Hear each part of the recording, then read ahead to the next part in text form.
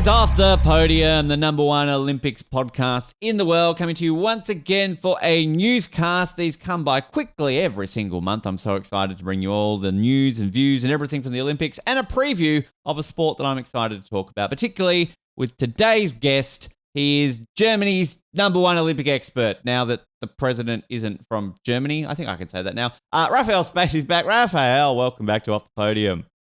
Hi, Ben. Thank you so much for having me. It's a pleasure. We were just working out off air that we actually haven't done anything like this since we met in person in Cologne nearly a year ago, essentially. So it's been a while. How's life in Germany and an Olympic life for you? Have you recovered from Paris, essentially, a year out from the games? Yeah, I mean, Paris was a blast. I just, watched a couple of videos in my camera roll and on YouTube again a couple of days ago. It was such a great time. I mean, the bar has been set so high for, basically every Olympics after this. So yeah, I'm excited to see what Milan comes up with. I actually was in Milan a couple of weeks ago and I saw they built some sort of, countdown thing. Yep. At the big plaza.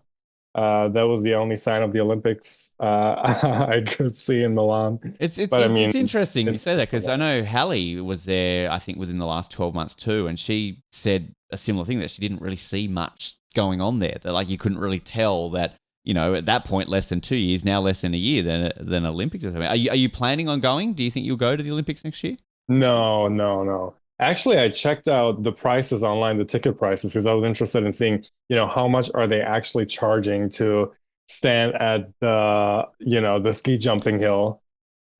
A lot. Ticket prices are insane. Insane. I don't know anyone who would pay 250 euros to stand there in the cold, no seating, stand there for hours.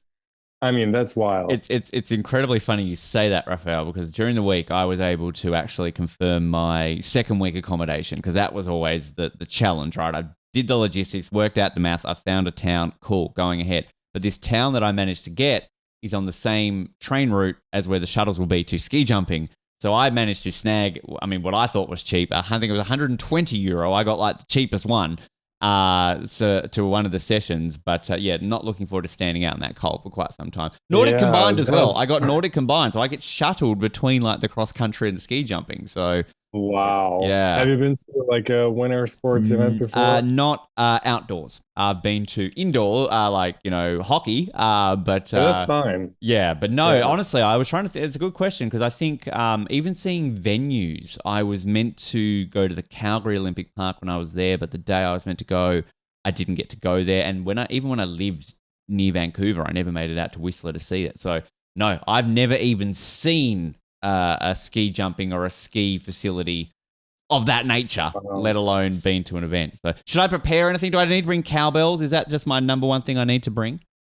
No, you need to wear several layers first of all, because it's not a comfortable experience. Let me tell you that much. As an Australian, I think we always overdo the layers, because we think anything remotely close to 0 degrees Celsius is cold, right? Yeah, good. You need to be prepared for that, and then just expect to meet lots of Germans, because they love their winter sports, which I love. I'm very much looking forward to that. I enjoyed my time. 2.5 days in Germany, seeing one tiny pocket of your country, but I'm looking forward, I think, to being that almost strange, but what's an Australian doing here at the Winter Olympics, right? It wasn't that unusual me being at a Summer Olympics, but given that I'm not even part of the Australian Olympic team this time, I'm just as a fan, so even fewer far between. And I don't actually think there are going to be many Australian fans at the Nordic combined and ski jumping, generally because we don't have any athletes there. So yeah, I don't think so. I might be the odd one out.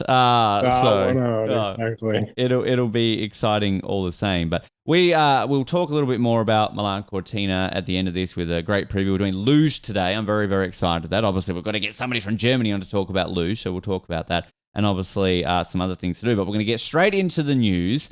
And a big month, as always, in the world of the Olympics. And this week alone, we are recording this the back end of July. People are going to be hearing this at the very end of July in a couple of days after recording this. But the big news coming from the US this week is that the US Olympic and Paralympic Committee have essentially barred transgender women from competing in women's sports. Now, this is coming off the back of all the issues that is going around with a certain US president and his agenda, it seems, against the transgender community. And this basically was announced very quietly too by the US OPC. It was essentially just added to their website, and then a letter was sent out to governing bodies across the country. And it follows a similar step taken by the NCAA, the college system in the US, if people aren't familiar with that. So this is obviously quite a contentious topic, a lot of debate around this. But I mean, Raphael, this is obviously, big news for athletes out there who are, they're a winter athlete, less than a year away from an Olympic Games, and obviously now less than 3 years out from a Summer Olympics. But obviously unprecedented that the USOPC have basically adopted this policy.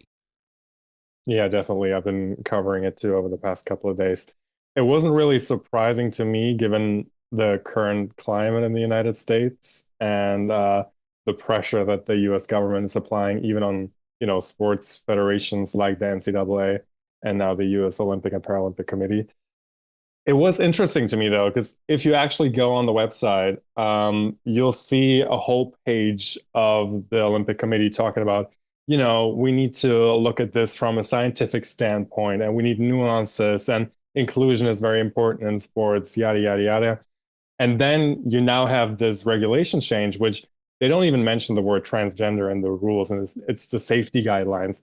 They just say they have to basically adhere to the executive order that Trump put out in February, basically, banning trans girls and women from the women's category without any scientific evidence. I mean, there's nothing scientific about that executive order.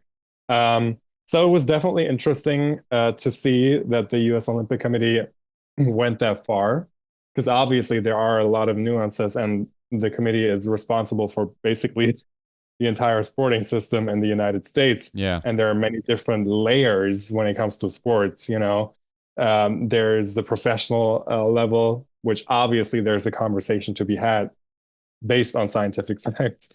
But then there are many people who are just, who just want to play sports, in their free time, not that competitive on a competitive level. And they're barred now too, because it's basically exclusion of trans women, no matter what level they're on. Which it does question that level you're saying about inclusivity and making sure that sport's available to everybody. And it should never be a question of whatever gender you identify as, sexuality, race, anything. Nothing should prevent you from competing in any form of sport. And I think the message is there. If the very top of sport in your country is effectively saying a pocket of your people cannot compete, what is that sending to young girls who are growing up dreaming of this, and then they're being saying no, you can't do this. So it's very interesting, and it's tragic that obviously doing that. I mean, the IOC on their standpoint have all but said that it's essentially up to the individual sports federations to submit their own rules. They haven't really come out saying much about the actual committees, but obviously a lot of those are the ones who are governing these sports anyway. So it sort of like kind of falls under that. So Kirsty Coventry, obviously she's only been in control now for barely a couple of months. And she's always said that she wanted to protect the female category.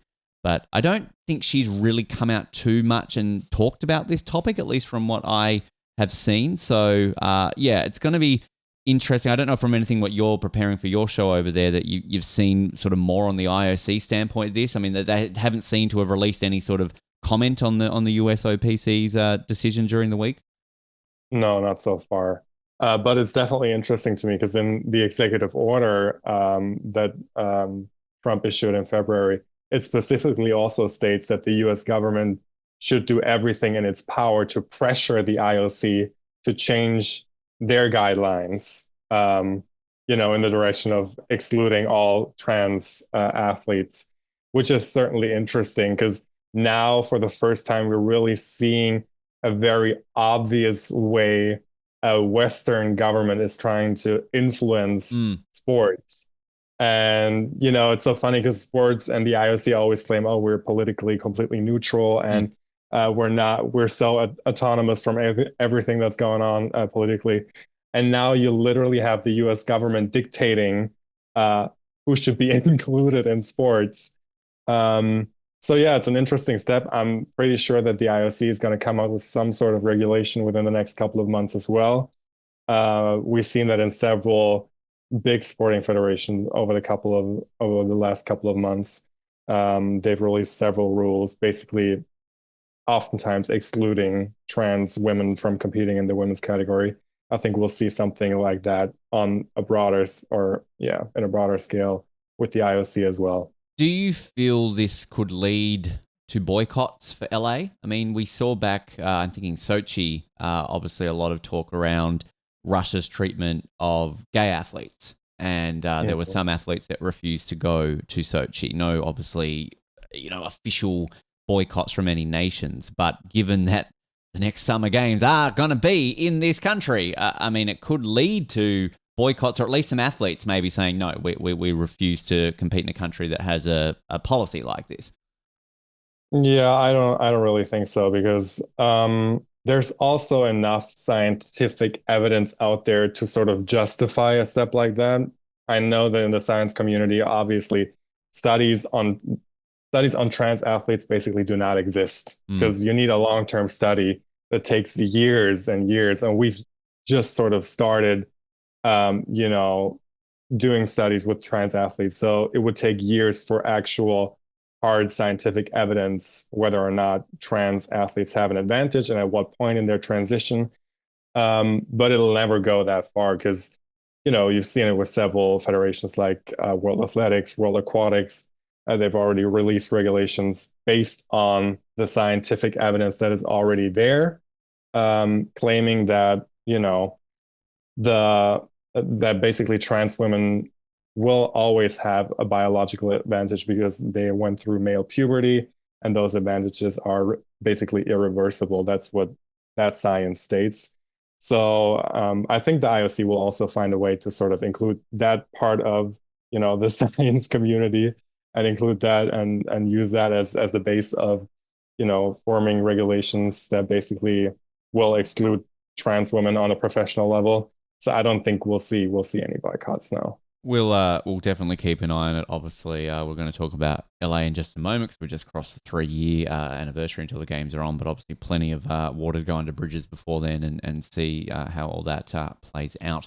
The games that are closer than LA, Milan. I actually am wearing my new Milano Cortina shirt, by the way. I got it, and I do have a Tina, the mascot, hiding behind me there as well. So they finally released that. If people want to buy the Milan mascots plushies, they're available now. Just FYI. But the medals for the Olympics next year were officially released over the last couple of weeks. Now, they were developed by a team that have said they determine the passion of the world's greatest athletes, but also Olympic and Paralympic spirit, and the medals that bring together elegance, visual impact, and sustainability, crafted by the Italian State Mint and Polygraphic Institute, the IPZS, that use recycled metal recovered from its own production waste. Not exactly the Eiffel Tower, is it?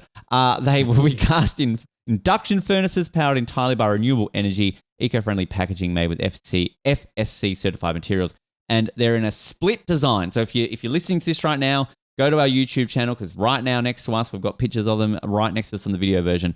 They embody emotion and teamwork at its core, symbolizing the union of two cities, Milan and Cortina, but also the soul of victory and the effort it takes to achieve it. The medals feature two halves brought together by the Olympic and Paralympic values, reflecting the culmination of an athlete's journey and all of those who stood by their side along the way. Now, Raphael, now that I've gotten the PR speak aside, I think these look horrible. I think they're boring, and that it just I'm not a fan. The ribbons, I'm always for like ribbons and like the overall design. They've just basically gotten the Tokyo ribbon and gone, yeah, well, this will do. I was expecting something more unique because Winter Olympic medals to me are always the more unique of the summer and winter. They like think back to Turin, to Vancouver, even Beijing with kind of the contours on the medals. Sochi with the crystal sort of element to it. Like to me, this is where you get design. This is where you get uniqueness. They've just gone, yeah, all right, we'll just draw a bit of a line down the middle with a bit of a raise, put some rings on it, and we'll write Milano Cortina on the back. That'll do. And here we are. So, my opinion aside, I'm not a fan. What do you think of them? Yeah, I was also disappointed. They probably also recycled the ribbons. They said might as well. No, yeah, but Milan is known for its fashion, obviously, and I Exactly. expected something a little, more creative than that.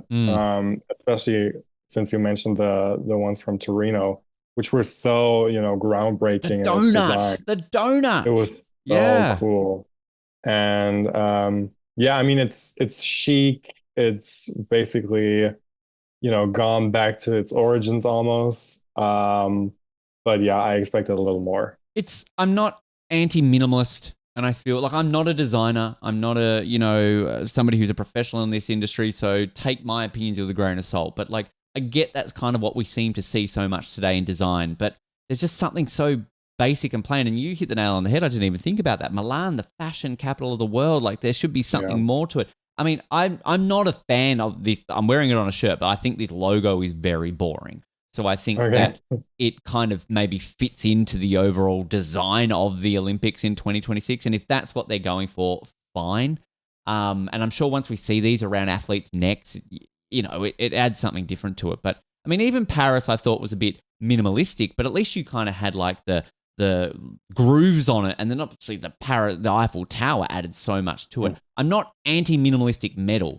I just think that this, like, it just looks so basic to me. I'm slightly disappointed with that. But are you one for like ribbons and like the aesthetic of that sort of stuff, or do you sort of more look at the metal? I don't know if that's just me being incredibly anal. Like, these ribbons are just Tokyo's ribbons.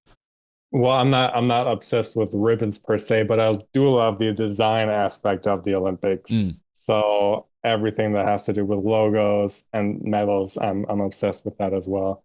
And yeah, I was disappointed when I saw the news like a couple of weeks ago. I was like, that's it. Yeah. Now I did a Google research a couple of hours ago, and I think the backside is a little more exciting of the medals. Mm-hmm. It looks like raindrops in the sand or something like that. They're sort of, it's supposed to emulate like the Dolomite Alps and the hilltops and valleys of the Italian Alps. That's an interesting aspect to me. I do I like when they sort of go on that element to say like, this is meant to be symbolize this part of it, and obviously, tying it in very much with something very cultural, very important to that area. And like, I will say, the idea of combining it like two cities together, like that, I like that idea. I just think you could have done it better. Obviously I mean, the host cities per se, they don't have anything in common, so it was sort of hard to create something let's draw a line. That'll do. includes Milan and Cortina, because they're so far apart. They're so random, two cities. Yeah, no, it would be very interesting to kind of see how they look. Once you see it around an athlete, and any athlete listening to this doesn't give a shit, they'll play for something that's just literally plain, as long as it's got a gold, silver, or bronze part into it. I think I did read that the gold medals are only 2% gold. So, that's in terms of the percentage of actual gold being used in the medals.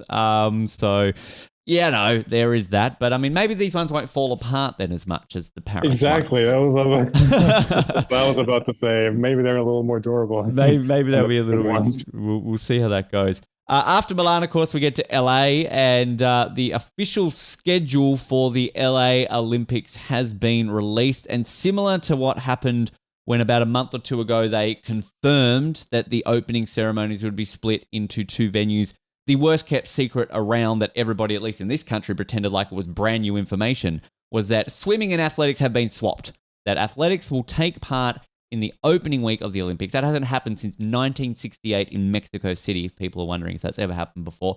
And swimming will now take part in the second week. And a lot of this has to do with the fact that swimming is going to be in SoFi Stadium, the home of the LA Rams and the LA Chargers, if people don't follow American sport. Big stadium there in LA. And that will obviously be hosting the opening ceremony in the first week. So they're going to have like 40,000 people in swimming stadium. Absolutely insane. And outside of sort of that being the big news, I think this holds the record now for most sports taking part before an opening ceremony. And essentially, you're going to having events now kicking off on the Wednesday before the opening ceremony, which I believe is unprecedented. So we're looking at water polo, basketball, cricket, which is essentially going to run the entire length of the Olympics, field hockey, football, handball, and rugby sevens all will take part on the Wednesday and Thursday before the opening ceremony. And the first medal event, we're going back to Sydney 2000 for this one, is going to be the triathlon. We haven't had triathlon kick things off as a medal event since the Sydney Olympics, when that famously happened underneath the Sydney Opera House. I remember that incredibly vividly. Usually we got shooting, one of the pistol events, but now we're going to have triathlon as one of the as the opening medal event.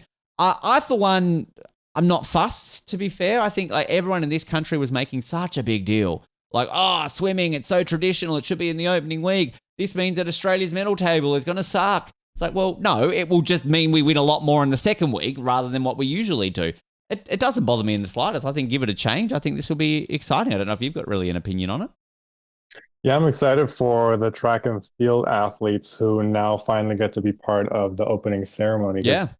Over the past couple of Olympics, many track and field athletes aren't even at the location yet for the opening ceremony. They travel sort of during the first week to the actual venue. So yeah, I'm excited for them. I'm happy for them that they then get to, really enjoy the Olympics after their competitions. So yeah, I'm excited for them. Similar, a lot of the swimmers are saying here, at least in Australia, that like they might actually be able to go to an opening ceremony too, because generally if they're competing, 8 a.m. the next morning, right, they generally can't go. But it's just very Australian media that there was all these like breakfast TV conversations. Let's get the Kate Campbells and the Ian Thorpes of the world on the table, and this is a ludicrous, this is an outrage, and then all the pressure that's been put on the great Gout, our up and coming sprinter here in Australia. They're sort of talking about him. This means he's going to get all the emphasis in the first week. But there's obviously still going to be the overlap. Swimming and athletics always do generally overlap. So swimming will kick off on the Saturday, the middle Saturday. So that's the 22nd of July. And then athletics will still have 3 competition days going through there as well. Just looking here at some of the other events that are being sort of spread out. Lacrosse, one of the new sports, isn't taking part till right at the very end of the Olympics. Flag football will take part in the first week. Squash is basically spread out on that first week into the first half of the second week. And as I mentioned, cricket, which is basically going the entire length of the Olympics. Now, I mean, cricket is even in its shortest form, is still a longish game.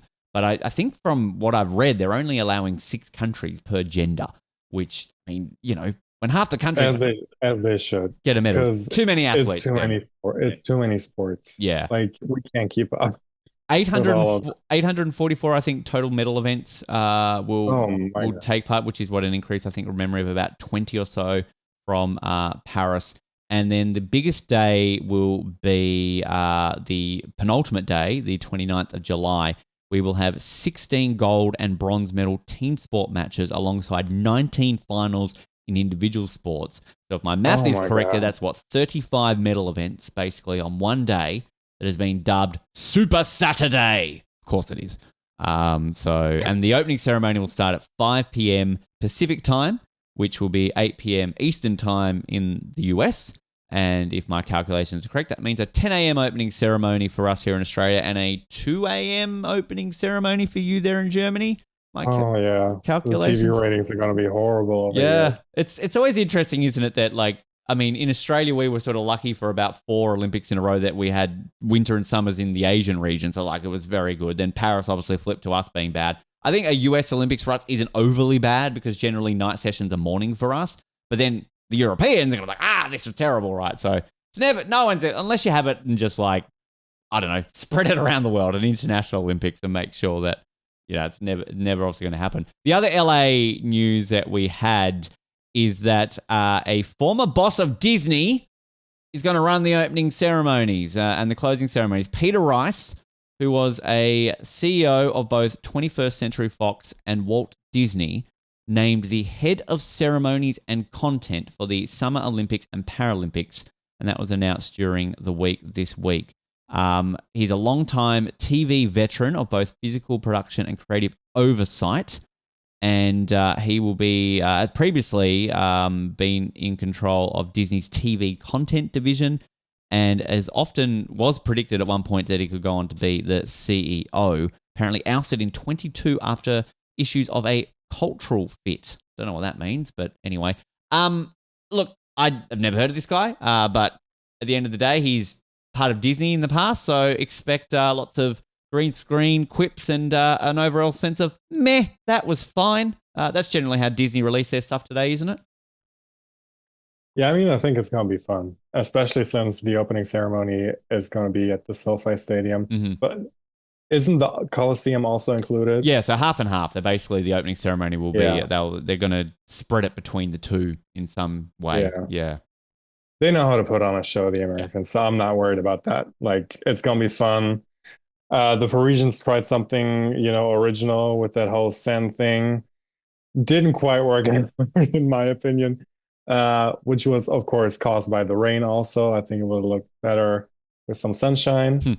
But yeah, I think we're going to see lots of AI. We're going to see lots of technology being used compared to Paris, where everything was still sort of traditional with a lot of dancers and, acts putting on a show. I think we'll see lots of technology, lots of AI, especially at SoFi Stadium. For sure. Which, if you think too, it will be, I mean, touching wood that no pandemic happens between now and 2028, but it will be the first time we've had a in-stadium opening ceremony under normal circumstances since 2016. So, and even this isn't technically normal because it's going to be in two stadiums. So, yeah, I'm with you. I don't doubt at all that this will be a bad opening ceremony. Famous last words. We thought Tokyo was going to be brilliant, but obviously circumstances for that. But yeah, I mean, the Americans, think of some of the best opening ceremony. LA 84 is iconic. We're literally about to do the Atlanta opening ceremony in our series very shortly, and my memories of that are nothing but positive. Salt Lake was one of my favorite opening ceremonies as well. And the closing ceremonies as well for America are generally fantastic because they've got so many people they can bring in for a concert, right? From an Australian perspective, it's going to be unique because this will be the last time we get an opening ceremony ahead of our own Olympics, and enter the pressure cooker there to try and really live up to what Sydney was. So yeah, it's going to be fascinating. But all jokes aside about Disney, this guy's obviously got some creative brains to him. So I guess, and it's always going to have Disney, no matter whether you get a Disney guy or not. It's Hollywood. There's going to be Disney and movie elements no matter what, right?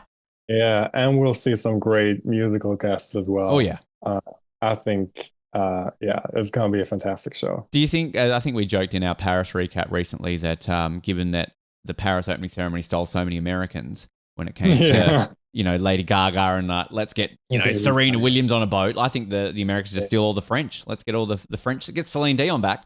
Well, she's not French, she's Canadian. But half French, as we went over there. Yeah. She's more French than Lady Gaga.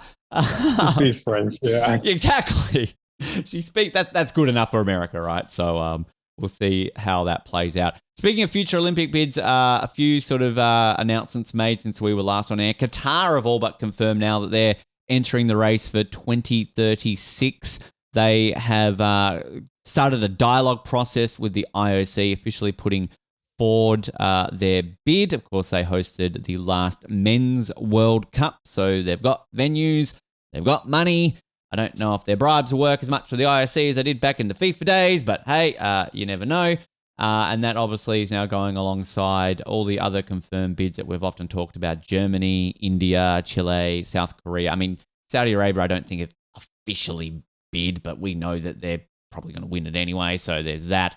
Just before I talk about the other bits and pieces, because one's very much related to where you live, Raphael, but Qatar, I guess we're used to them now being part of world sport, whereas 15 years ago we were like, where? So, I guess this isn't really a surprise.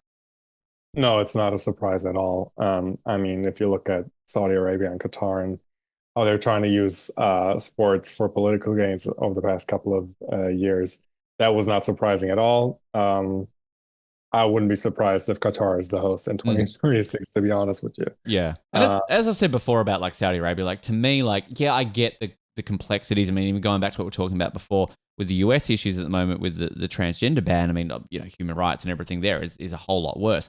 But, all of that aside, I'm not anti the Middle East hosting an Olympics. So I'm always for these regions of the world that have never hosted it before. Again, I'm an advocate for an African Olympics being the only inhabitable continent that's never hosted an Olympics before. So I'm all for the Middle East hosting it.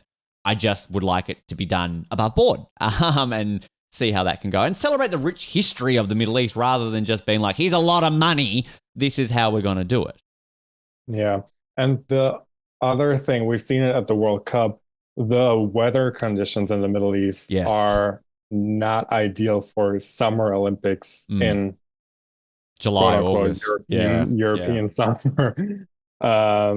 So I don't know how they're going to do that. Like, are we going to move the Olympics in 2036 to November and December as well? Yeah, it's a great point because, I mean, the last time they really moved it out of that traditional slot was Sydney when they had it in September and October to correlate with Australia's spring.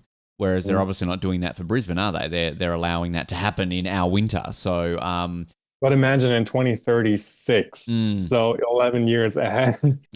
From now, it's going to be even hotter all over the world. And then you would have that uniqueness of it basically then almost being we just saw it obviously with Tokyo and Beijing, but then that would end in December. And then you'd essentially have a year then to the 2038 Olympics in wherever they will be for the Winter Games. So, yeah, I mean, I think that's kind of, again, FIFA didn't want to budge, did they, at all with the World Cup? And they kind of had to. I think you can't have it in that part of the world with that heat at that time. And a great point you make. In 11 years' time, it's going to be even hotter. So, and the thing is, we're not only talking about one sport that has to adapt its entire schedule. We're talking about basically 30 or something sports who have to adopt their entire schedule to fit Olympics in November and December. And you can't climate control every venue. I don't think the sailing is going to have a climate controlled venue. So it'd be interesting to see how they do it. Maybe you can just have probably not a good idea given the issues there, but maybe a wider Middle East bid. But the countries that get along, maybe, I don't know. I'm not getting into politics that deep. As I said, speaking of your part of the world, the German bid, which again, it's not officially 2036, it's sort of looking 2036, 2040, 2044, that period. Is it the North Rhine region that are sort of looking at this sort of bid? Your area in Cologne have essentially put their hand up and said that we'll have some facilities here. They've released some rendering and some designs of this area of what they're looking at. Is this big news there that kind of you're part of Germany, which is probably a part of Germany a lot of people maybe aren't overly familiar with, that they're really keen for this and that they really would like to host some element of an Olympic Games in the future? Yeah, they're actually hosting the World University Games at the moment, right? Which is not going well at all. That's a different issue. No, it's a big topic in Germany because it's a huge political topic. It was part of the political discourse over the past couple of months during the election that happened earlier this year. The current government is very determined to bring the Olympic Games back to Germany. And now the German Olympic Committee is sort of trying to figure out what would be the ideal host city. There are 4 cities that have officially submitted their bids and how a bid could potentially look like. The Rhine-Ruhr region, of course, is one of them. They don't have a track and field stadium, so I don't see any way might need one of those. Actually going to be. Yeah, exactly. They want to build a temporary stadium and scale that back after the games. Don't do it. They tried that in Brisbane and everybody mocked it, so don't do it. Not a great idea. I think that should be, the basis of the entire Olympics should be an existing track and field arena, especially in these days where the IOC says that, we don't want any facilities being built from scratch. We rely on existing facilities. We want to rely on that. So there are bids from the Rhine-Ruhr region. There's a bid from Hamburg. They already tried it, I think, for the 2024 games, and then got rejected by the public in a public vote. referendum. I don't think that has changed. I don't think the people of Hamburg will now all of a sudden vote for an Olympic bid. And then you have Berlin and Munich. Those are the four options. They all want to hold referendums within the next couple of months, and then we'll see if there's even one city left who is ready to really, submit a bid to the IOC. But I don't think it's going to happen for the 2036 games because there are already so many contenders there. I think, and realistically by then, probably 2040, because, I mean, if that stage, Europe wouldn't have hosted an Olympics Summer Olympics for 16 years. So I think Europe will probably get 2040. And I mean, I know London have sort of loosely said, yeah, we'd like it. I think even Paris have said, like, yeah, let's do it again. But I mean, like, I'm not just saying this because I have a German on the line. Go back and listen to our previous episodes. I'm very pro-Germany having an Olympics again. I'd love to see one in my lifetime. And I think Germany deserve, particularly Summer Olympics, to have a Summer Olympics that isn't tainted by anything. So let's just have a Summer Olympics that people can look back on fondly and go, oh, Germany hosted Summer Olympics. Nothing happened there. So I'd like to see it. Like, German politicians are also very keen on that idea, but the German public is not. Like, no one is excited about the Olympics, especially hosting the Olympics, having to spend all that money. Germans are very frugal. And when it comes to the Olympics and all of the scandals of the IOC, it's going to be interesting how that plays out in the next couple of months, definitely. I did love the, and I think you pointed it out to me. I wouldn't have known it existed when I was there if it wasn't for the Olympic Museum that is in your city, which I really enjoyed going to visit there. So if you're in Cologne, check it out if people are listening. The other one that I found very interesting, announced during the last month, Russia have come out in the last month and said, yeah, we want to bid for the Olympics again. Let's do it. The sports minister and president of the Russian Olympic Committee, Mikhail Degtyarev, has said that they will be submitting a bid in the future and that we will be ready to organize them at the highest possible level as we did on 2 previous occasions. Sooner or later, we will restore all relations and pave the way for the Olympic Games, and I am sure we will put in bids to host both the Winter and Summer Games. I'm sure if right now, at the time of recording this, Vladimir Putin was like, yeah, sorry, Ukraine, my bad.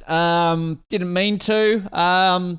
You win. I'm just going to go back to my palace and count my billions of dollars and apologize and sucked up to the world. Even if that happened right now, I do not see Russia hosting an Olympics anytime in the next 20, 30, 40 years. I think that is a pipe dream, Mr. Sports Minister. I'm not trying to get the ire of Russia, but I don't think this is happening anytime soon, Raphael. No, I think that will cause a boycott. Yes. You were talking earlier. It's wild because just a couple of months ago, they were talking about splitting from the IOC completely and, building their own sort of international federation. Now, all of a sudden, they want to host the Olympics again. Yeah. That will be wild. That will be truly wild. I don't think if I'll see another Olympics in my lifetime and being held in Russia. But no. I mean, never say never. I have no idea what Kirsty Coventry's ambitions are, or I mean, has she mentioned anything about Russia? I don't think she has, because I think all the sanctions and everything were released just before. The only other Russian sort of thing that sort of got announced, I think last week, I think Alex Ovechkin, the ice hockey player, is sort of trying to lobby the IOC to allow Russia so he can obviously play in his last Olympics. But I don't think Kirsty's listening, and I don't think she's really said anything about it. So I don't think. But Russia will be, I think, her first true test of her presidency, because I don't think that whole trans thing is going to cause that much of of a controversy if they come up with some new regulations. There aren't any trans athletes anyways at the moment. No. At high level. Yeah. But they will make it to the Olympics. So I think also politically, the whole Russia debate when it comes to sanctions and how do you deal with Russian athletes at the Olympics, that'll be her first test to see, how good her diplomatic skills are. We'll see how it goes. Question without notice for you, because I think we haven't had you on in a while, and I've generally gotten the opinions from a few of our newscasters over the last couple of months. Where would you like to see the 2036 Olympics? If you were Kirsty Coventry and you had all the power in the world, where would you like to see the Olympics after Brisbane? That's a good question. I mean, I would like to see it in a country that hasn't hosted before. but also a country that is stable financially and politically, which is hard because, I would love to see it in India, but obviously India has so many problems and has so many bigger problems that they have to figure out instead of, spending billions of dollars hosting an Olympic Games. Mm, I would love to see it in Africa, of course, yeah. but I don't think that's ever going to happen. Like Rwanda and Congo, they're investing now in sports as well, trying to go to Qatari and Saudi route, but they don't have nearly enough funds to even afford that, Yeah. even if the thought of that. Um, so I don't really have an answer for you there. That's I all don't right. know. It's a question without notice. We like to put it out there. I mean, obviously, we're going to see the Youth Olympics happening next year in Africa. So, I mean, not Mhm. a full-scale Olympics, but it's at least something, and we can see how they play out with that. But, yeah, I always like to see all these cities that are putting their hand out. And one thing I'll say, I don't think we've really touched on, it's good to see that there are still cities that are seemingly interested after maybe the last few times out. I mean, again, it's early days. A lot of these cities will probably drop out anyway, and we maybe have one left like we generally do. But it's at least positive. And the spread of these countries as well, I think it's good that we are seeing a few of these put their hand up, right? Actually, I just came up with one. Oh, good.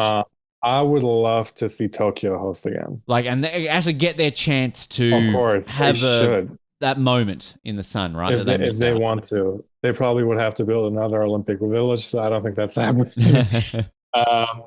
But yeah, they deserve it, definitely. I mean, the amount of money they spent on the 2020 Olympics, and they couldn't even benefit from it. Yeah. Like, that was ridiculous. Yeah. So I think it should be, actually, I think it should have been a given by the IOC to say, okay, well, actually, you'll get to host again in the near future. Yeah. And it seemed like Sapporo was very much in the running for 2030, wasn't it? But then obviously they didn't. So, and I haven't really seen a lot of dialogue around them maybe pushing for 2038, because that seems like it's almost a given for Switzerland at this point. No, the Japanese public would never support anything like that after the whole Tokyo fiasco, which Yeah. wasn't their fault, but still, like, Yeah. there were a lot of corruption scandals Yeah. tied to these Olympics. The Japanese public is over the Olympics, but I was just, if we're talking A dream really scenario. Okay, no, I like yeah, it. Yep, dream yep. scenario. No. I'm on board with that. I like that. We like to have that dream scenario heading out there. You can be the IOC president for a day and see how that plays out. Speaking of Brisbane as well, this week officially marked the 7 years to go until Brisbane 2032. Obviously, if this was a regular period in Olympic history, this would essentially be when it was announced, because generally the Olympics are a 7-year cycle, and traditionally you get awarded the games a year after the previous version, whether it be the summer or the winter games. So we are now officially in that window of a traditional period to build. So their 4-year head start has gone to waste. Well done, Brisbane. But now let's get shit together. And a lot of press here in Australia around this. I think now it's starting to feel, when these anniversaries come about, there's just a little bit more excitement in this country. I've often said that it just doesn't quite feel like where Sydney was at. Admittedly, I was 6 when Sydney got announced. I still remember the excitement, though, the entire country had, and I just feel we've never hit that levels with Brisbane. But I think we're getting there. I think, 7 years out now. And then I think the thing with LA is that once we get to the closing ceremony, then you've officially got the handover ceremony. And I know that's going to make me and many Australian Olympic fans nervous that we're not going to have a repeat of what happened in Atlanta and the inflatable kangaroos on bikes scenario. So we will see what happens. And please bring out Kylie Minogue. Bring that thong that she stood in the closing ceremony in Sydney. That's all we want. Kylie on a thong. All right? Just there singing out, iconic. I'm glad you bring up Kylie Minogue, Rafa. Nobody else brings her up on this show. You're welcome back on this every single. Yeah, she's iconic. She is. All right, she's absolutely amazing. I saw her in concert 4 months ago, and she's still as good as ever. So, bring back Kylie Minogue to the Olympics. One thing I wanted to briefly touch on, not Olympic related, and I know we sort of you have no clue about the Commonwealth Games. You're not in that part of the world, but it's a year to go to Glasgow 2026. A Commonwealth Games that essentially Australia are paying for after all that debacle. But they officially announced their mascot for the Commonwealth Games, and it is a unicorn by the name of Finny. Now, if you know anything about Scotland, their national animal, of course, is a unicorn, which makes sense. They had the Commonwealth Games in 2014, and it was a thistle, which was one of those sort of like so bad it's good type of mascots. Look, I'm not anti-unicorn, and I like the little nod. The horn of Finny is a witch's hat, which if you've ever been to Glasgow, you know they sort of have these witches' hats on top of their monuments in the city as like an artistic nod, I think it is. So I like the little reference to their city. But if I'm rating mascots based on their memorability, Finny not one of them. I talk to me in a year when we see Finny in action. The Birmingham Bull took its time to us to fall in love with him. So yeah, I don't know. We'll see. I don't know if you've Googled it and you've looked at Finny or got an opinion on Finny the unicorn. It doesn't really bother Germany, but there is a bit of a event that Australia will care about in 12 months' time. I love a good unicorn. I gotta be honest with you. We've never seen the unicorn as a mascot for sporting events, have we? Not that I can think of off the top of my head, no. So I mean, it's a little on the nose, obviously. Just a bit. Scotland, but it looks cute. Yeah. So it'll sell. It'll sell merchandise. The kids will love it. Totally. So, it fits in well with the Commonwealth Games theme of like, it's okay, but not quite at a level you'd like it to be at. But again, admittedly, Glasgow weren't meant to be the host. They've only just been sort of the de facto host. So they're coming up with stuff pretty quickly. So Finny the unicorn, sure. Hello, Glasgow. I'm seeing the picture there as well. Now, before we get into our preview, just a couple of things. I'll play a clip in just a moment from an interview that we've got coming up this week. Team OTP update, just a couple of athletes to go over. Matt Hauser, Aussie triathlete who we had on the show at the beginning of 2024. He is in absolute hot form right now in the World Triathlon Championship Series. Recently, you mentioned Hamburg, funnily enough, before. He won that leg of the series. It's his fourth podium in 4 races this year. He's kicking ass in that series, so he's leading that, on track to win his first ever World Triathlon Championship Series. And Australia at Hamburg won the Mixed World Championship Relay, which is the second time we have ever won that, if I'm not mistaken. We did it back in 2017, 2018. So a big deal there. Matt, part of that team as well. So triathlon for Australia, first medal event of LA. It's been a while since we've medaled in triathlon. 2012, I think, was last time. So we will be looking forward to that. Speaking of triathlon in the para-triathlon, a new Francis, who we also had on this show in the lead up to Paris, in the PTS2 category, she is now officially the world number 1. She has found herself at the top recently after winning in my home state of Devonport and then also winning in Yokohama in Japan. She's officially ranked world number 1. So big congratulations out there to Anu for reaching that level. And the other one I wanted to mention, Gray Morris, our IQ foil windsurfer, took silver last year. Go Gray Morris. Named his boat Cherry, of course, by winning that silver medal. So we classified Cherry as an Olympic medalist. He finished recently 14th in the World Championships in Denmark. So congrats, Gray, for your performance there. Again, apologies to any other Team OTP athletes that I missed. Obviously, we've got a lot. Just highlighting a couple there along the way. This week, we will have an interview with the magnificent Lee Diffie. Now, you did hear a bit of a teaser with Lee a couple of weeks back when we were talking about the Prefontaine Classic. The full interview of that is dropping this week. Now, our American listeners and viewers, very familiar with Lee and his calls during the track and field, NBC, of course, the head commentator, the main guy there for the NBC coverage of the Olympics. Had a bit of an issue last year, Raphael, when it came to the Paris Games, where he may have slightly called the winner of the men's 100 meters wrong, which I think a lot of us at the time were very confused. It was a very tight finish, so we're obviously not the only ones out there that were confused. But I asked Lee about the reaction that he got and everything that happened there, and this is what he had to say about it. It certainly didn't feel good, but I, called that race as I called every other race, and I certainly wasn't the only one in the world who thought that he'd won. And as I mentioned on social media, I was too bold and to call it that quickly. I mean, even Noah Lyles went over to him and said, "You got me, bro." And so at the end of the day, I got it wrong. That's the fact. But I had the courage of conviction to call it the way that I thought that it was. My mate sitting beside me, Addo Bolden, thought Shane Thompson had won. And what I called incorrectly by 5,000ths of a second took more than a minute for officials, computers, photographs to determine who actually was the winner. So I got it wrong by 5,000ths of a second, which is nothing. So I can live with that. Yeah. Even though it became clickbait and I was the worst person in the world for 24 hours. It taught me a lot about myself. That because when the world's media is chopping you up into small pieces, that you can come back from that and you can survive, and adversity is part of all of our lives. To get back up the next day, put your clothes on and go back to work was the best medicine. And the best medicine was there were so many amazing races after that. Cole Hocker winning the men's 1500 in a shock, like in a surprise over Ingebrigtsen and Josh Kerr, and then Quincy Hall winning the men's 400. And, there were so many other amazing calls. Look, it is what it is. I got to live with it. But the thing is, I didn't do something different. I didn't change the way that I call races. Everybody's an armchair expert, right? They're like, oh, he should have said it's too close to call.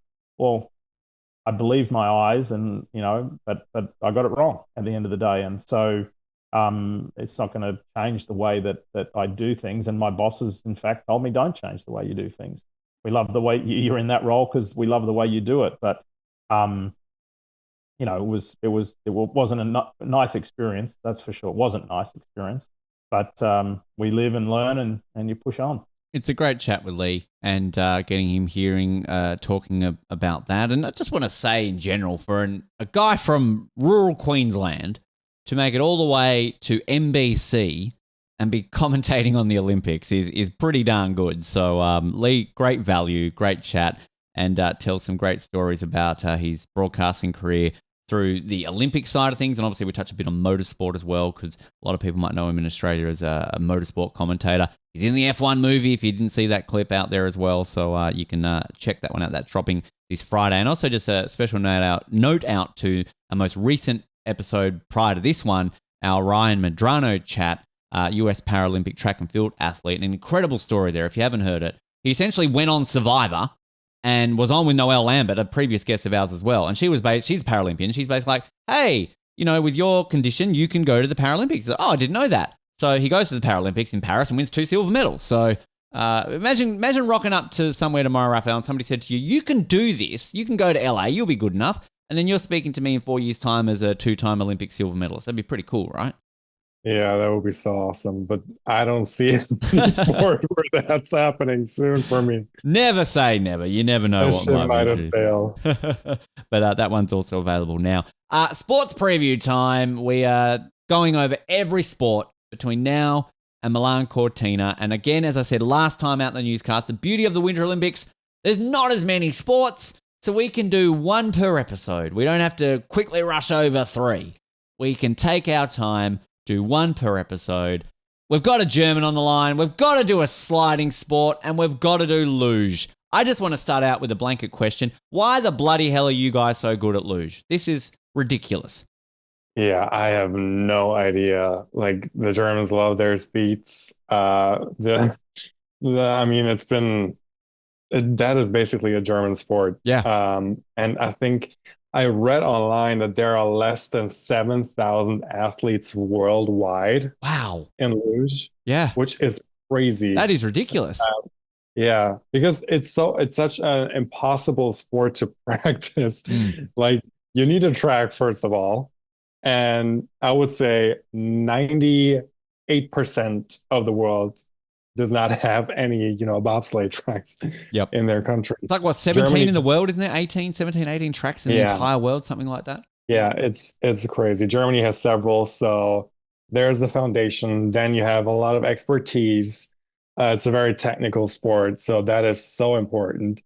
And then, you have youth that basically grows up in those regions, and they start out, they start very young, and then they're being built up to become Olympic champions. That's how it's been working for decades now. But this isn't like it's like a school sport though, right? Like you don't just rock up to unless you live next to a track and you're in the elite. You're not going and doing luge every second Tuesday at school. Because it's so dangerous. Yeah. It's so dangerous. I don't even know how long you have to, practice before you actually go on a real, track and slide down the hill, because it's very dangerous. Yeah.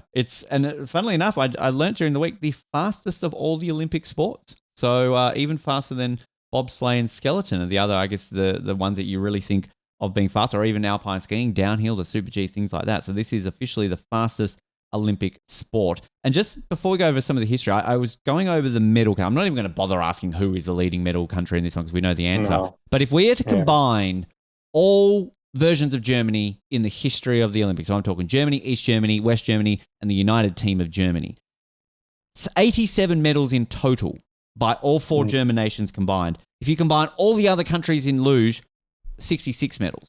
So, and if you separate the Germanys, Germany are on top with 22 gold, 12 silver, 9 bronze, 43 in total. East Germany are then 13 gold, 8 silver, 8 bronze, 29. You have Italy, Austria, then United Team of Germany, and then West Germany. So the top 6 are filled by the four German nations are there, which is insane. And the other ones that I loved in sort of looking over the stats of this one, Raphael, since 2014, when there have been 4 medal events, in luge, when they added the mixed relay, Germany have only ever lost the gold medal once since then. Yep. And of the 21 gold medals in luge this millennium, only 5 have not been won by Germans. So that is 16 gold out of 21 possible. I mean, look, I'm not here to do all the stats of every Olympic event. Off the top of my head, I can only maybe think of archery and Korea as a country that has dominated one sport so much at the Olympics. But that is, I mean, is this the one that every Winter Olympics that Germany have focused on the most? It's luge of all the Olympic sports. Yeah, I think China and table tennis maybe a similar. Good point. Yes, very comparison. Good point. Like where the China and table tennis, where Germany is a luge. Yeah, it's crazy. I don't think it's the sport that most Germans focus on during the Olympics. But it definitely makes the most headlines if it goes wrong, like it did in, was it in 2018? 2018. 2018. Yeah, 2018, yeah. The men's. David Glashacker from Austria took that, and you only got a bronze. You only got a bronze with Johannes getting the bronze there. Yeah, and the only reason that was because of the last run, because in luge you have 4 runs in total, and then the times get combined. And maybe the best athlete in luge ever, Felix Loch, he was leading by a lot before the last run, and then he had one major mistake. He almost fell over, and that's how he ended up, I think, 4th. And that's how Germany lost the gold. But yeah, that was definitely the headline of the Olympics back then. But usually, Germans medal so much in that discipline because that is basically just a given at this point, that they're going to end up in the gold medal position. I think the thing I find fascinating too, Raphael, is that, I mean, Australia, Germany, we aren't exactly rivals in sports, or, we often don't, bump shoulders a lot in this sort of world. But even growing up in a period in Australian Winter Olympic history where it wasn't really a thing here at all, I can say I even heard of the likes of a George Huckle. And again, butchering and pronunciation, so please pull me up. But then even you mentioned Felix, like people I've heard of. And we talked a lot during Pyeongchang and Beijing about the great Natalie Geisenberger, who I love, and what an icon she is as well. So, I mean, it's, to me as an Australian who barely even focuses on luge in my life, except for every 4 years, the fact that I know household German names, this is just how big your sport is there. I mean, someone like you mentioned Felix, I mentioned George, Natalie, are they like the type of athletes in Germany that if you were walking down the street and you saw them, they're going to be mobbed? Are they like big household names in your country? No, because winter sports is very specific to the southern part of Germany. Right. So if they would walk down the street in Berlin or Hamburg, I don't think many people would recognize them. Felix Loch more so, because he's also, in a lot of commercials and a very public figure. But yeah, these athletes are so down to earth and so linked to a specific region, mostly Bavaria. But yeah, the southeast part of Germany, because that's where the tracks are. So it's concentrated in that area there. Yeah. Natalie, is she someone that does a lot of media there as well? Because I mean, No, no. not at all, not at all. Is she still going? Because like I can't seem to. No, she retired. She a did couple of retire. years ago. Okay, because I was trying to sort of see, because I was trying to work out if she goes, she can win a couple more medals. She can be up there with some of your most medal athletes of all time. She's already won 6, of course, 5 of them gold. But I just couldn't find any confirmation, at least in Australian internet, had she retired or not. Because she had a baby, I think, was the last I could see in like a couple of years ago, right? So yeah, that's and she sad. retired. But don't worry, there are 2 or 3 German women ready to take over and have already taken over. Well, I'll get to some of the lists I've seen here right now, but just on some other aspects, so Luge made its debut, official debut at the Olympics in 1964, where we had a men's and a women's and a doubles event. New for Milano Cortina, women's doubles. So all those sick, disgusting jokes about the men's doubles that we have never made on this show, of course, can now also be equal gendered. We can make sick, disgusting jokes about the women's doubles because it shouldn't be happening. It's a sport. Get over it. But how? This is probably a question you don't know the answer to, Raphael. But like, has women's doubles been a thing for a long time and it's just not been included, or is this a more sort of a recent event that's been added to the Olympics? It's a more recent event that came along with the whole gender debate surrounding the Olympics, and we need gender equality. I don't know why doubles is a thing in the first place. I honestly have no idea what the point of that is.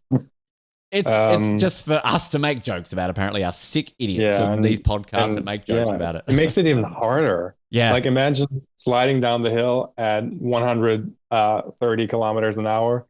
Now imagine having someone laying on top of you, basically being blind and having to trust that person. It's not like Bob said where your head's in someone's butt, is it? Like you literally got someone on top of you. Like it's my gosh. Yeah, I have no idea. Yeah, these people are crazy. I mean, for them, I think we're going to say that basically every month at any of these winter athletes we often talk about. I think curling being the only one that basically can't really technically kill you, but as we always say, if you lay down in front of a curling zone, I don't think you're going to survive that one. And the one that I always loved, like I've talked a lot about on the show, and if Alison and Jill are listening, they're going to probably send me a note. But Roy and HG, famous comedian duo here, who had a show during the Olympics in the early 2000s, they famously back in Salt Lake all but ripped into luge as the lazy sport, that you lay there and you don't do anything. And we've had a lot of athletes from luge in this country, the very few, who have said like that set our sport back because people are ripping into it like we don't do anything. Whereas the technicalities of this sport, that essentially just like shifting a muscle at one point to turn you around a corner, like just the level of complexities that this sport actually has. It's far more than just laying down on a sled and going fast. Yeah, and that's what I mentioned earlier with if you built that sort of expertise in your country, then you will stay on top of the game for decades. Yeah. And that's what the Germans have done. That's why Felix Loch is still on top of the game. I don't know, is it his 4th or 5th Olympics even? Wow. That he's competing in. So he's coming back. He will be in Milano Cortina. Yeah, of course. Wow. Of course. Good for him.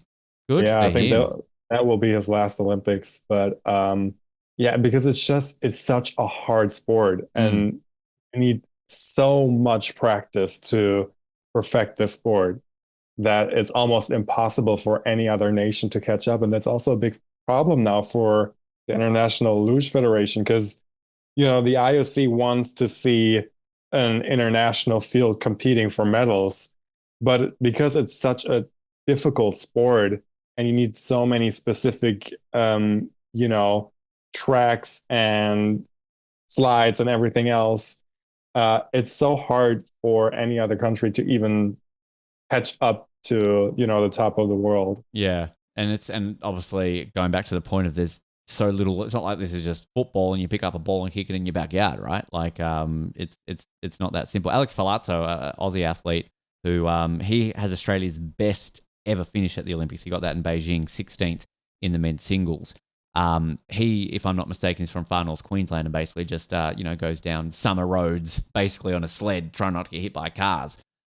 So very cool runnings-esque style there with that. I'm seeing here, Felix Loch, he's actually only 35. There you go. I'm older than him. So thought he was older. He's obviously started quite young. We're in Italy, so I think we also talk about the Italians and Armin Zogler. I remember him being such a big deal growing up, the only athlete to consecutively medal in one event 6 times in a row.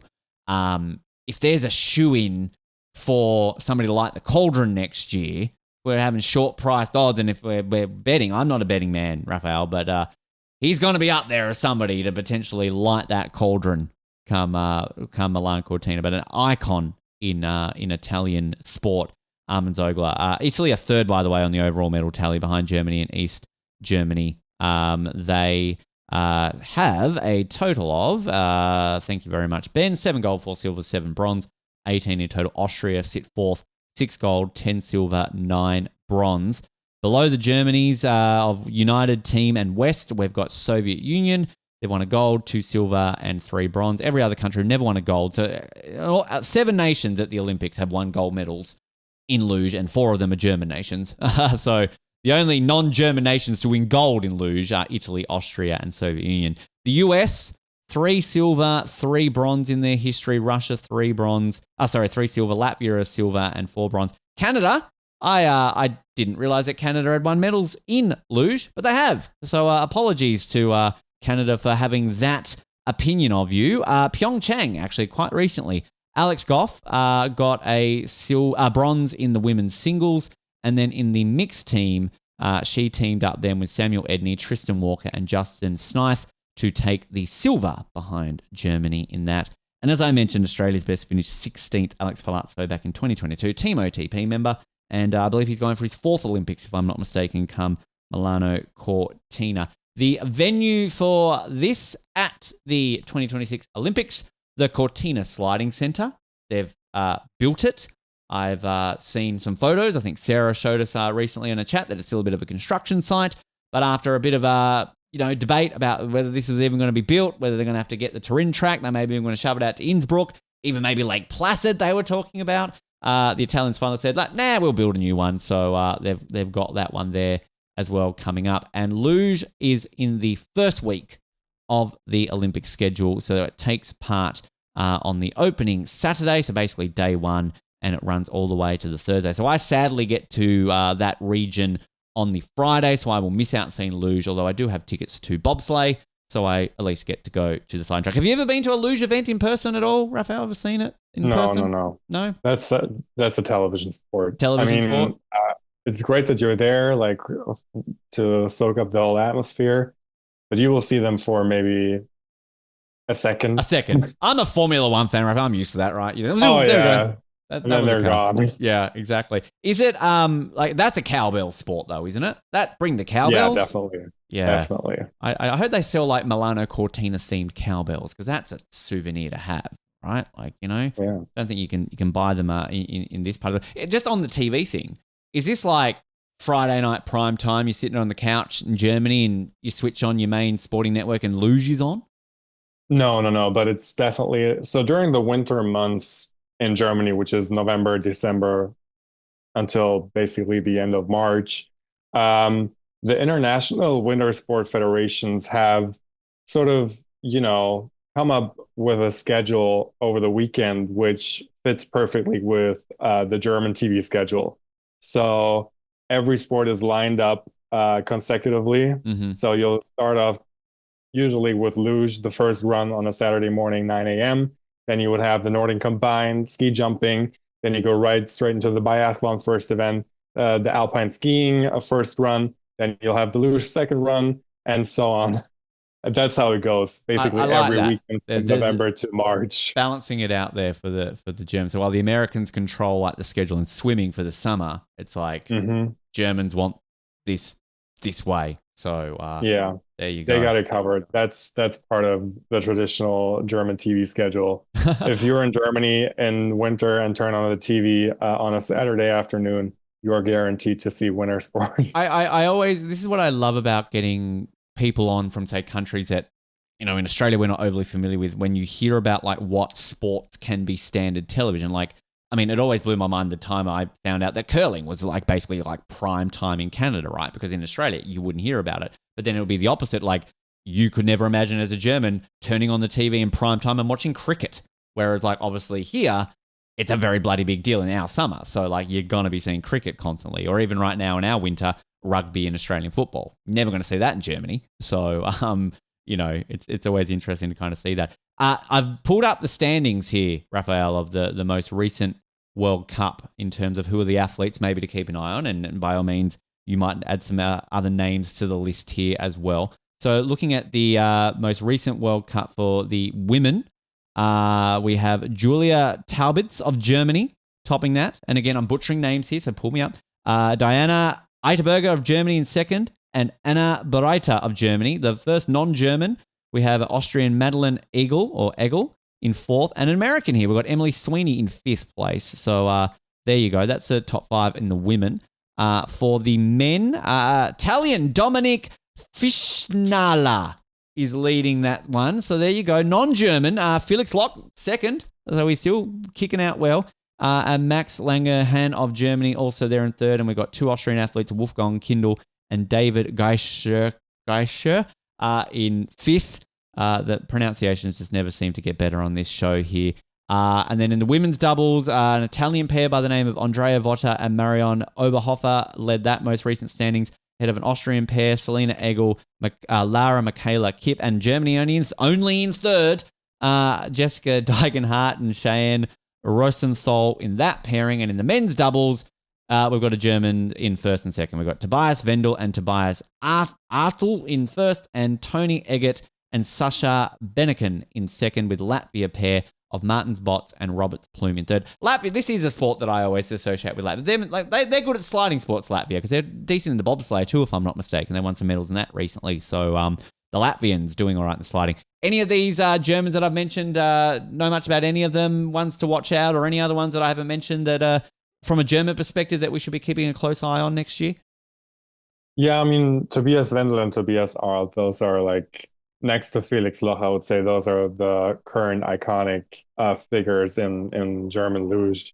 They've been part of the Olympics also, I think, since 2010 or at least 2014. Always won the gold. Like, they're unbeatable in the doubles.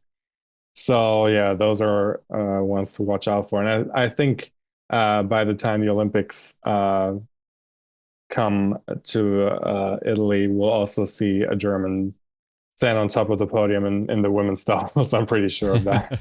It'll be coming there. I mean, we generally don't have the mixed team sort of ones, because that's generally thrown together, isn't it? At most Olympics, it's sort of like, who are the best pairs? Let's put them together, sort of go on that level as well. I'm trying to look here in terms of just an Australian and Canadian perspective. So I can see here in the top 17 of the men's doubles, we have a Canadian pair of Devon Wardrop and Cole Anthony Zaginski, 15th in the world for that side of things. In the women's doubles, Caitlin Nash and Natalie Corles are 12th in the world. There's also an American pair there as well, Maya Chan and Rayanne Weiler. Another American pair, Summer Britcher and Emily Sweeney, are both in the top 10. Alex Falazzo, I've mentioned a couple of times, 19th in the world. The most recent World Cup standing. So he's in the top 20. He had a very good season following his season last time around. And we love Alex. We'll try and get him back on the show in the lead up to Milano Cortina next year. But obviously 16th in Beijing was a big deal for him, and he was very, very happy alongside of that one. Canadian perspective, if I'm scrolling down here, doesn't actually appear to be any, at least on this ranking list for the men's singles. In the women's singles, I can see here that Trinity Ellis, 24th, seems to be the highest ranked Canadian. Carolyn Maxwell in 30th on that page as well, and a couple other Canadians a little bit lower there. I love the luge, Raphael. I mean, I'm going to say this about every winter sport. There's not a winter sport that I'm going to sit here and go, I don't like. I honestly absolutely love all of them. I'm sad that I don't get to see luge. I mean, I'm sad I don't get to see a bunch of these sports, but obviously scheduling wise and how it's spread out so much. Another question without notice for you. If you were going to Milano Cortina, straight away you're online, you're buying tickets. What is the first sport you're buying a ticket to? Figure skating. Figure skating. Done. Yeah, because it's indoors. Yep. It's music, it's artistic, great athleticism. And even if the show is, 3 or 4 hours long, you'll see some great performances. Yep. And you won't be freezing. True. And go. Very true. Now, my favorite winter sport, of course, is biathlon. Biathlon by far is the... I've got tickets to biathlon. So I did manage to get a ticket to buy. I'm very intrigued to see that live. So Yeah, lucky you. And Antolz, that's an iconic biathlon venue too. that was the one that I was like, it's interesting, Ben, wintering. That you to try and get to the venues to get the shuttles, and that was sort of the one that I thought was the most tricky. But based on how I am, it's sort of like I've got it worked out. But figure skate, you talked about tickets being expensive. Figure skating, not cheap.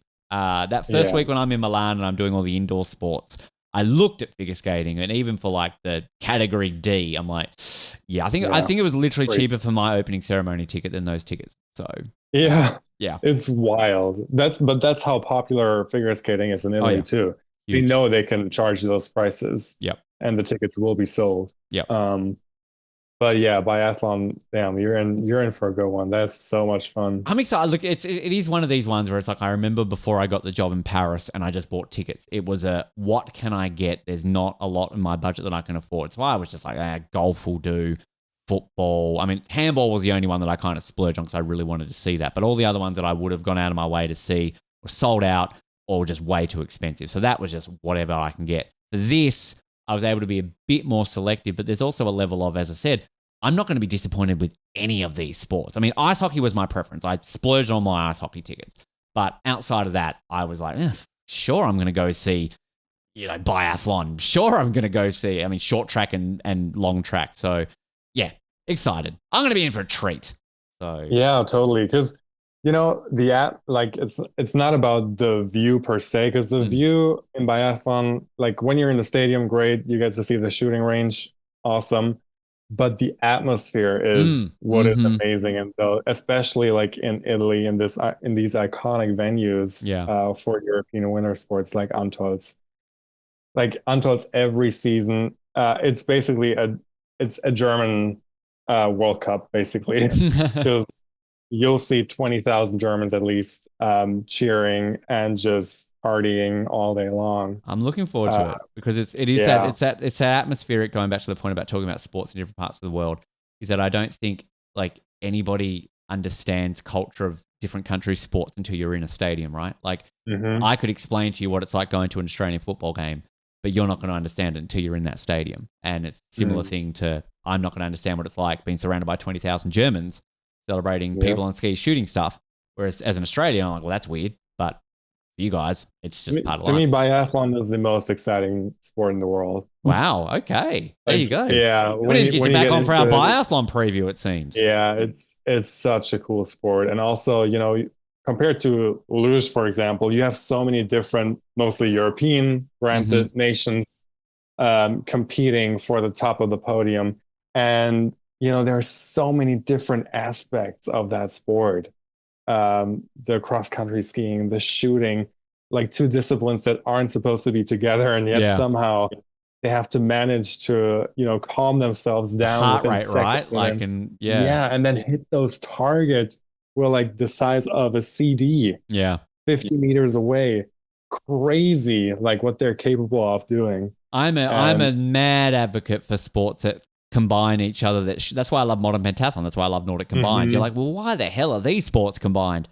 Absolutely love it. Like, heptathlon, decathlon, they're all track and field events. They all connected anyway. This, I'm with you. Like, who's skiing for that long and shooting a CD, right? Like, yeah. And biathlon is so popular in Germany. They even stage them in the big football stadiums. Wow, really? Gelsenkirchen, and yeah.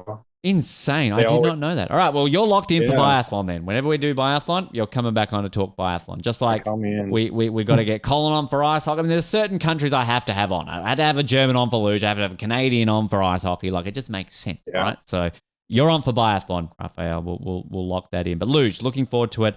That's obviously our latest sports preview. Next month, Jamie is back on the show and we are doing speed skating. Which, look, again, I'm not going to say I'm not excited about to talk about any of these sports. And this is actually, great sport. I like, as an Australian, we've got a little bit of history in short track, but we have basically no history in speed skating. Until we won medals, our best finish at an Olympics, funnily enough, was in long track. I think Colin Coates got a 5th in Olympics famously in the 70s. But I, for one, am going to be blown away because I've got tickets to one night of long track. And that, to me, is one of these venues which I want to see in person. Like, you've built this massive facility of ice. And I'm from a country where you can barely find a room full of ice, let alone a stadium. And when I was in the Netherlands, because I know how much they love their long track and short track, I wanted to go see a venue, but I just didn't have the time. So I'm very much looking forward to seeing it. Germans are pretty decent in speed skating too, so you've got some history. Yeah, but in that. not recently. Not recently. No, Past couple of years. That's a Dutch sport. That's a Dutch sport. You'll see so many. The arena will be orange at that event. I as having gone to the Dutch Grand Prix last year and been surrounded by the orange and the Max fans, I got to say the Dutch fans are fun. So I'm looking forward to seeing that. But Jamie will be on next month. We'll talk long track speed skating to clarify next month. And we'll obviously have all the other news and everything to do with the Olympics in that. In between now and then, outside, of course, as I said, a Lee Diffie interview coming your way. We're going to have some exciting interviews coming this month because we are trying to get on athletes from as many of the different sports in the lead up. And the one sport that everybody knows that we're most excited about, ski mountaineering, because it's new. It's brand new. The first time since 1998 we've had a brand new sport that wasn't previously a sport at the Olympics. And I know nothing about skimo, as they call it. So we're going to start to get some skimo athletes on this show, learn about the sport and learn about what we can expect as well. So look forward to that. Other teasers, bobsleigh, we're getting back into.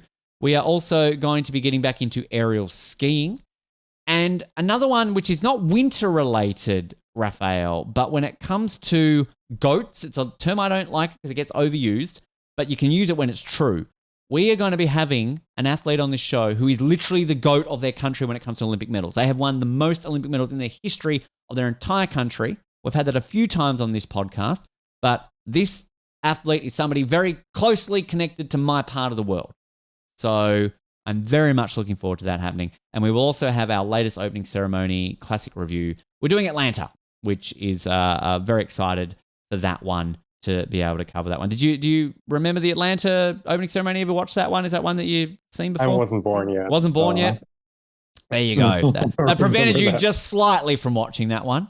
Probably a reason why. But no, I'm looking forward to seeing that. Before I let you go, any exciting Olympic-based news? Your radio show that you're involved in, obviously in German, I think, is it? Or is it in English? Can people listen to that? Can people check that out? It isn't. It is in German, unfortunately.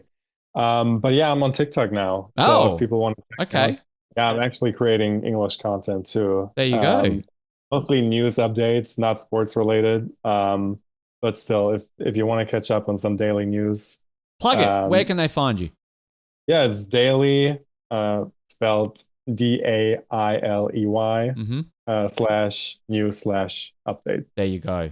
Check it out. We'll give it a tag on this. Raphael, it's always a pleasure to have you on and get everything, and we'll talk biathlon. We'll work that out. We'll shoot our shot. I'm trying to come up with a pun. I'm not going to bother with that one. Offthepodiumpod.com if you want links to where you can listen to previous episodes, our social media, everything. If you're listening to this on audio, check out the video version of this if you want to see what the medals look like and Finny the unicorn and everything along those lines as well. And we always appreciate your support and everything along the way. If you've enjoyed today's episode, my name has been Ben Waterworth. If you haven't, it has been Noah Groves. Good night.